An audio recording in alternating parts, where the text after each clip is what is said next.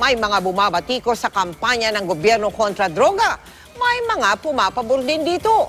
Gaya na lang ng ilang mag-anak na nasira dahil daw sa pagkalulong sa illegal na droga ng ilang miyembro ng kanilang pamilya. Nakatutok si Rafi Tima. Sina Mimi at Emily ilang taon na raw nagtitiis at nagtitimpi sa problema ng droga sa kanilang lugar. Problemang sumira raw sa kanilang pamilya. Kasi nga, yung mga halos na mga kamag-anak ko, sila gumagamit na parang hindi niya na mapigilan. Kaya ganun. Hindi niya kinaya? Oo, dinamdam niya kasi. Ano nangyari sa kanya? Namatay po. Bukod sa mayat-mayang away, pati magkakamag-anak nagiging biktima daw ng nakawan ng sarili nilang mga mahal sa buhay. Sa datos ng Dangerous Drugs Board noong 2015, nasa 1.8 million na ang mga gumagamit ng droga sa bansa.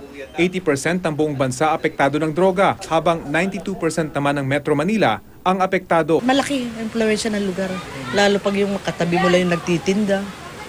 Malakas sa kanila. Kasi diyan lang parang bumibili lang sa store, pabili. Parang ganun. Dahil addiction na ang problema, ang ilan sa kanilang mga kaanak tila hindi na raw natatakot kahit kabi-kabila na ang namamatay sa gyera kontra droga ng Administrasyong Duterte. Nangyayari? Lagi namin sinasabi araw-araw.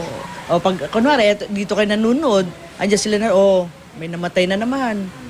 Susunod na kayo niyan. Tawanan lang. Dahil sa tindi ng problema ng droga sa kanilang lugar, gusto na nga raw nilang umalis kung meron lang silang malilipatan.